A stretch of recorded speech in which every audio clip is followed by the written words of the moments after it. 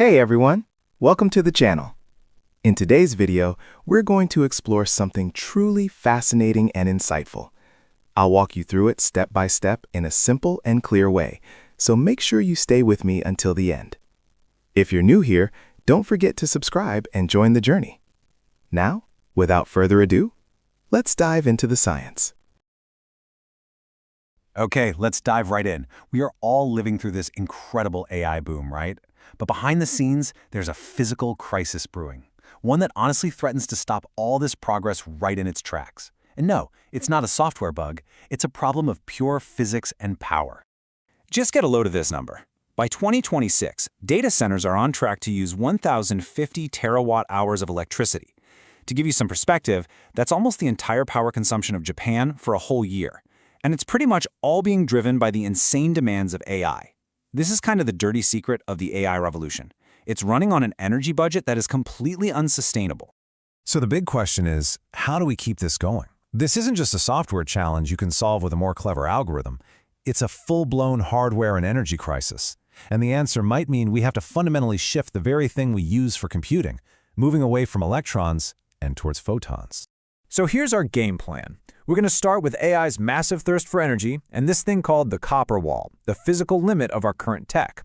Then we'll dive into the revolution of light, checking out the AI superhighway for data, and then computing at light speed for the actual processing. And finally, we'll see how this is all building the architecture for the era of AGI. All right, first we have to talk about the core physical problem. The AI we have today, the huge models that generate text and images, they're all built on a foundation of copper wires and electrons, and we have pushed that foundation to its absolute breaking point.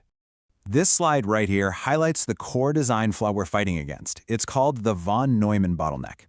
Basically, for every single calculation a chip does, it has to go get data from memory, do the math, and then send it back. This creates a constant data traffic jam that can eat up over 60% of a system's total energy. Think about that. Most of the power isn't used for thinking, it's wasted just sitting in traffic. And this table just breaks down the problem at the component level. Look at the data rate. Copper is expected to top out at 224 gigabits per second. Meanwhile, silicon photonics is already hitting 1.6 terabits. Energy-wise, photonics is more than 3 times better. And reach? Copper gives out after about a meter. Light can go over 100 meters, no problem. This isn't a small improvement. It's a completely different league. So the bottom line is, we can't solve this just by making the same old tech a little bit faster or a little more efficient. The massive AI models we're building now have just totally outgrown what copper and electrons can physically do for them. We need a whole new way of thinking. And that brings us to the turning point, a revolution that's not powered by electricity, but by light itself. So what exactly is photonics?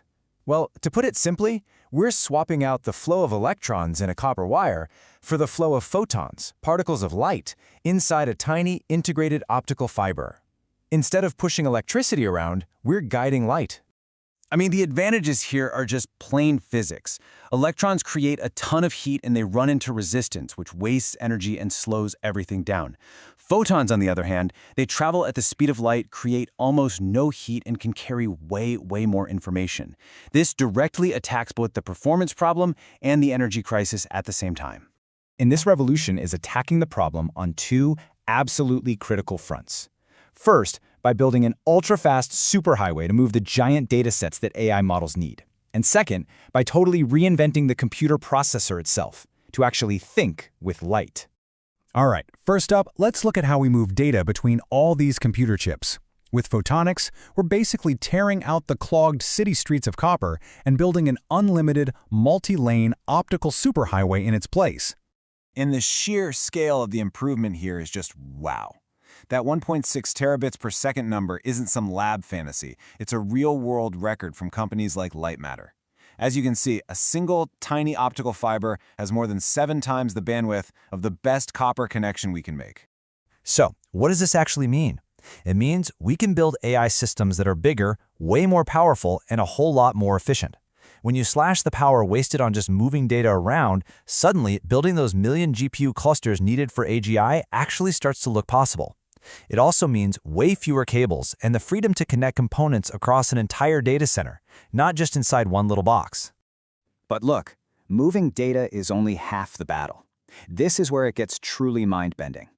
What if the computation itself, the actual math at the heart of AI, could happen at the speed of light? I love this quote from the pioneers at Lightmatter because it's not a vision anymore, it's a reality. By passing light through these specially designed silicon circuits, you can do the incredibly complex calculations that neural networks are built on, and you can do them instantly. And this chart just puts that efficiency leap into crazy perspective.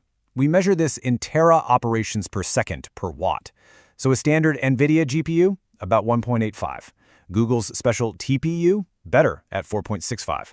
But the Taichi photonic chip, a staggering 160. That's not just an improvement, it's a completely different class of machine, which is why it totally dominates this chart. And this is the magic trick that completely sidesteps that von Neumann bottleneck we were talking about. There's no more shuffling data back and forth between memory and the processor. The math happens instantly, in memory, as the light just passes through the chip. That is how you slash the energy footprint of AI. So what does this all add up to? Well, what we're witnessing is the construction of a brand new foundation. We're literally building the physical architecture for the next era of intelligence. And make no mistake, this is not some niche science experiment. This is big business. $2.22 billion. That's the projected global market for these optical AI accelerators in 2026 alone. This technology is being deployed in data centers as we speak. So here's the key takeaway. This shift to photonics isn't just another incremental upgrade. It is the critical enabling technology that allows the race toward artificial general intelligence to keep going. By breaking the link between more powerful AI and crippling energy use, it finally makes the whole AI revolution sustainable. And that paves the way for breakthroughs in, well, pretty much every field you can imagine. By fundamentally changing the relationship between computing and energy, you have to wonder, did we just unlock a new, much faster trajectory for innovation itself?